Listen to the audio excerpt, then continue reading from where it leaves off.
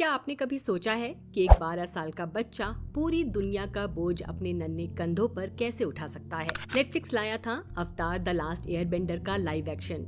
ये कहानी है दोस्ती, धोखे और उस उम्मीद की जो 100 सालों से बर्फ में जमी हुई थी। वेलकम टू फिल्मी स्टोरी बॉक्स। मैं हूँ रफत रियाज और आज हम इसी एपिक एडवेंचर की एंडिंग और पूरी कहानी को डिटेल में समझेंगे। वीडियो के आखिर में एक ऐसा ट्विस्ट है जो सीजन 2 की पूरी तस्वीर बदल देगा, तो मिस मत करिएगा। दोस्तों, कहानी की शुरुआत होती है एक ऐसे खूबसूरत नज़ारे से जिसे देखकर लगता है कि दुनिया में सब कुछ परफेक्ट है। एक ऐसी दुनिया जहां लोग नेचर के साथ मिलकर रहते हैं और 4 बड़े एलिमेंट्स हवा, पानी, धरती और आग को अपनी मर्जी से मोड़ सकते हैं, जिसे हम बेंडिंग कहते हैं। उस वक्त चारों नेशंस के बीच एक बैलेंस था, एक भाईचारा था। लेकिन शांति की ये दीवार तब टूट गई जब फायर लॉर्ड सोजिन के अंदर लालच और ताकत का नशा भर गया। उसे लगा कि फायर नेशन की ताकत सबसे ऊपर होनी चाहिए और बाकी पूरी दुनिया को उनके आगे झुकना चाहिए। लेकिन सोजिन के रास्ते में एक सबसे बड़ा कांटा था, द अवतार। इस दुनिया का एक सदियों पुराना नियम है कि जब भी दुनिया का बैलेंस बिगड़ता है, एक अवतार पैदा होता है जो चारों एलिमेंट्स का मास्टर होता है और स्पिरिट्स और इंसानों के बीच का एक ब्रिज होता है। रूल्स के मुताबिक नया अवतार एयर नेशन में पैदा होने वाला था। अब एंट्री होती है हमारे हीरो एंग की। एंग कोई गुस्से वाला या खतरनाक वॉरियर नहीं था, बल्कि वो एक 12 साल का मासूम बच्चा था जो साउदर्न एयर टेम्पल में अपने दोस्तों के साथ खेलना और मजे करना पसंद करता था। जब उसके गुरु मोंगेत्सु उसे बताते हैं कि वही नया अवतार है, तो एंग की दुनिया ही पलट जाती है। उसे डर लगने लगता है। सोचिए, एक 12 साल का बच्चा जिसे अभी ठीक से दोस्ती निभानी नहीं आई, उसे पूरी दुनिया की जिम्मेदारी दे दी गई। वो इतना घबरा गया कि एक तूफानी रात में अपने उड़ने वाले बाइसन अप्पा के साथ टेम्पल से निकल गया, ये सोचकर कि शायद वो इस जिम्मेदारी से भाग सकेगा। किस्मत को कुछ और ही मंजूर था। जैसे ही एंग वहां से निकला, फायर लॉर्ड सोजिन ने अपना सबसे घिनौना प्लान एग्जीक्यूट किया।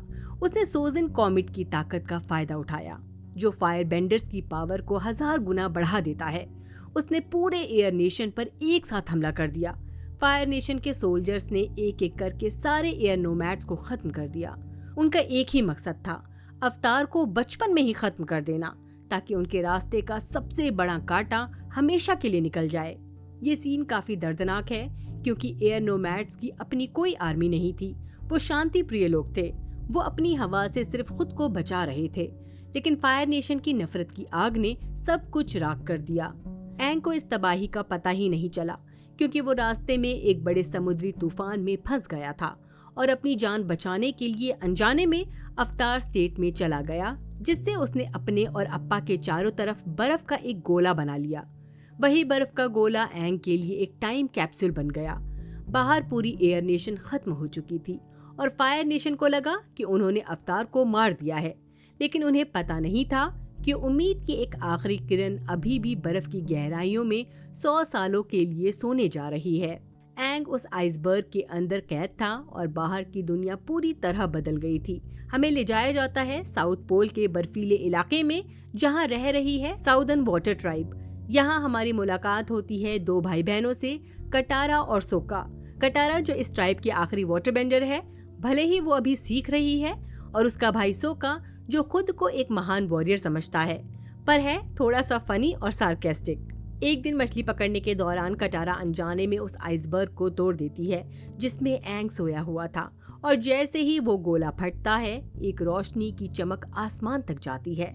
ये इस बात का सबूत था कि अवतार वापस आ चुका है। जब एंग बाहर निकलता है तो वो वही 12 साल का मासूम बच्चा है। उसे लगता है कि वो बस कुछ घंटों पहले ही आया था, लेकिन कटारा उसे बताती है कि 100 साल बीत चुके हैं। एंग के लिए ये किसी सदमे से कम नहीं था। उसके सारे दोस्त, उसके गुरु, उसका परिवार सब खत्म हो चुके थे। वो अब दुनिया का लास्ट एयर बेंडर बन चुका था। लेकिन दोस्तों, उम्मीद की इस किरण को बुझाने के लिए किस्मत ने एक और शैतान भेजा था। रोशनी की उस चमक को देखकर एक जहाज साउदर्न वाटर ट्राइब की तरफ बढ़ने लगता है। इस जहाज को लीड कर रहा है प्रिंस जुको। जुको का कैरेक्टर बहुत ही लेयर्ड है। उसके चेहरे पर एक बड़ा सा जला हुआ निशान है, जो उसे किसी डीमन से नहीं, बल्कि उसके अपने डैड फायर लॉर्ड ओजाई ने दिया था। जुको को उसके देश से निकाल दिया गया है और उसके डैड ने एक ही शर्त रखी है, अगर अपनी इज्जत वापस चाहिए तो अवतार को पकड़ कर लाओ। ज़ुको बुरा नहीं है, वो बस एक ऐसा बेटा है जो अपने डैड का प्यार और अपनी खोई हुई पहचान वापस पाना चाहता है। उसके साथ हैं उसके अंकल इरो, जो बहुत ही शांत और टी लविंग इंसान है और वही ज़ुको के गुस्से को कंट्रोल में रखते हैं। ज़ुको जब साउथ पोल पहुंचता है तो एंग को एहसास होता है कि उसकी वजह से इन मासूम लोगों की जान खतरे में है। वो सरेंडर कर देता है, लेकिन कटारा और ज़ुको उसे अकेला नहीं छोड़ते। वो अप्पा पर बैठकर एंग को बचा लेते हैं। अब यहाँ से शुरू होता है इनका महान सफर। एंग को चारों एलिमेंट्स पर महारत हासिल करनी है, वाटर, अर्थ और फायर। लेकिन रास्ता आसान नहीं है, क्योंकि एक तरफ पूरी फायर नेशन की आर्मी है और दूसरी तरफ एक ऐसा बच्चा जो अभी तक अपने परिवार को खोने के दुख से ही नहीं उभरा। एंग, कटारा और सोका का सफर अब सीरियस मोड़ ले चुका है। एंग के दिमाग में अभी भी वही बच्चा था जो जिम्मेदारियों से डरता था, लेकिन जल्दी ही उसे एहसास हो गया कि सिर्फ उड़ने और भागने से दुनिया नहीं बचेगी। कहानी हमें ले जाती है स्पिरिट वर्ल्ड की अजीबो गरीब दुनिया में, एक ऐसी जगह जहां जीते जागते इंसान नहीं जा सकते, सिर्फ अवतार अपनी रूह के जरिए वहां पहुंच सकता है। एंग यहाँ अपने पुराने जन्मों यानी पिछले अवतार से मिलने जाता है ताकि वो सीख सके कि इस नफरत भरी दुनिया को कैसे संभालना है। सबसे पहले उसकी मुलाकात होती है अवतार क्योशी से। क्योशी एक महान अर्थ बेंडर थी और वो अपनी सख्ती के लिए जानी जाती थी। क्योशी ने एंग को एक बहुत बड़ी बात सिखाई। उसने कहा कि एक अवतार का सिर्फ रहम दिल होना काफी नहीं है। जब दुनिया पर खतरा हो तो एक वॉरियर को पत्थर की तरह सख्त बनना पड़ता है। क्योशी ने एंग को दिखाया कि कैसे उसने अपने वक्त में दुश्मनों का खात्मा किया था। वो एंग को समझाती है कि अगर उसने सही वक्त पर सख्त फैसले नहीं लिए तो मासूम लोग मारे जाएंगे। इसके बाद एंग मिलता है अवतार रुको से, जो एक फायर बेंडर थे। रुको की कहानी बहुत दुख भरी है, क्योंकि वो फायर लॉर्ड सोजिन के सबसे अच्छे दोस्त थे, लेकिन वो उसे रोक नहीं पाए। रुको एंग को डिप्लोमेसी और पॉलिटिक्स की गहराई समझाते हैं।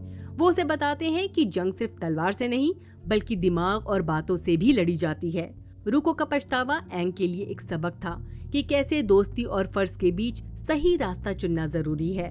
फिर एंट्री होती है अवतार कुरुक की, जो एक वाटर बेंडर थे।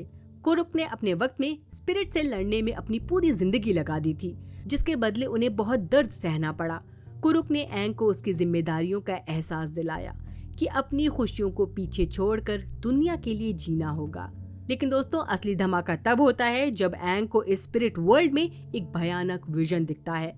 वो देखता है कि समुद्र की लहरों पर फायर नेशन के हजारों जहाज एक बहुत बड़े हमले की तैयारी कर रहे हैं। उनका निशाना था नॉर्दर्न वाटर ट्राइब, एक ऐसा शहर जो बर्फ की दीवारों के पीछे सेफ माना जाता है। एंग को समझ आ जाता है कि फायर लॉर्ड ओजाई अब रुकने वाला नहीं। वो सिर्फ एक शहर नहीं बल्कि पूरे वाटर नेशन का वजूद मिटाना चाहता है। एंग की आंखें खुल जाती हैं। उसे पता चल जाता है कि अब उसके पास सीखने के लिए वक्त बहुत कम है और दुश्मन बहुत करीब। एंग और उसके दोस्त नॉर्थ पहुंचते हैं। वहां कमांडर जाओ एक बहुत बड़ा जहाजी बेड़ा लेकर हमला कर देता है। जाओ का प्लान बहुत घिनौना है। वो मून स्पिरिट को मार देता है ताकि वाटर बेंडर्स की ताकत ही खत्म हो जाए। जैसे ही मून स्पिरिट मरती है, दुनिया का बैलेंस बिगड़ जाता है और समुद्र का रंग बदल जाता है। यहाँ हीरो बनती है प्रिंसेस यूई। उसे बचपन में मून स्पिरिट से जिंदगी मिली थी और अब वक्त था कर्ज चुकाने का। यूई अपनी जान दे देती है ताकि मून स्पिरिट वापस जिंदा हो सके। जाओ का प्लान फेल हो जाता है और फायर नेशन को पीछे हटना पड़ता है।